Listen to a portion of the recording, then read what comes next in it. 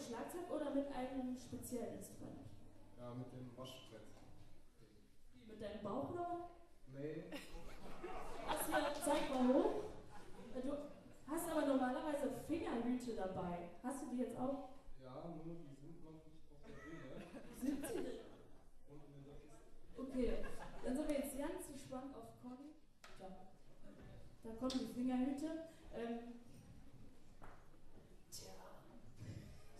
Ich bin sprachlos, aber auch ein bisschen wegen einer weit zurückliegenden Erkältung. Das schlägt immer noch auf die Stimme. Ich trinke mal ein bisschen. Ich habe Ingwer im Wasser.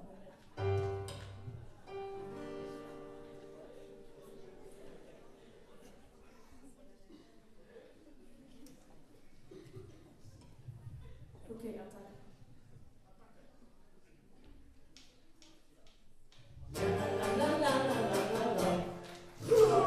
Dienstags, Mittwochs, Donnerstags, Freitags, morgens 9:10 Uhr. Da kommen sie von der Baustelle angerannt. Schreiner, Pizza, Rührer und Rühle von der Post. So ja, da liegen Stücke von der Eck. Und dann stand sie in der Kaffeebude und schüttelt sich den Kaffee in der Kopf. In der Kaffeebude. Jeder ist in den Erzählungen. Jeder will sich noch Büchern. Das Schlüsschen schwarz, der Pizza jetzt zu Verleser, wahnsinnig geröstet auf Hurra! La la la la la la la la. Du gibst hier den Weihnachtsmann! Du willst gerade vom Brot der Donnerblöd lacht sich auf kaputt. Da stellt sich auf der Nummer ein Mädchen und klappt den bösen Seidung auf den Kopf. La la la la la la la la.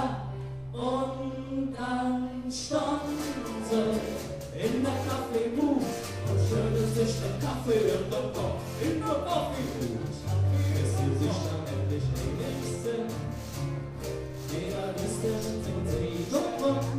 Auf einmal ist der Dübel los und auf der Bühne von der Post. Wir mischen jetzt mit ihm und schreien. Der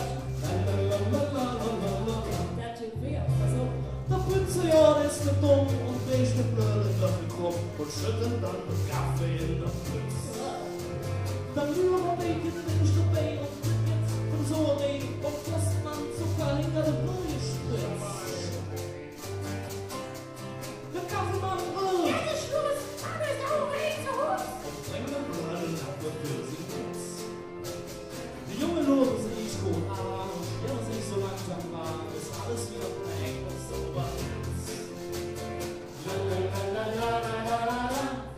Und so stand sie in der Kaffeebude und kloppte sich den Kaffee in den Kopf. In der Kaffeebude, bis sie sich dann endlich ließen. Jeder liebt sich noch Brötchen. Die Frühstückspause ist nicht am Ende, Junge, der ist nicht steil. Da wartet Jung bis neue halbe 10. La la la la la la la la. Kaffeebude. Kaffeebude. Kaffeebude. Kaffeebude. Kaffeebude.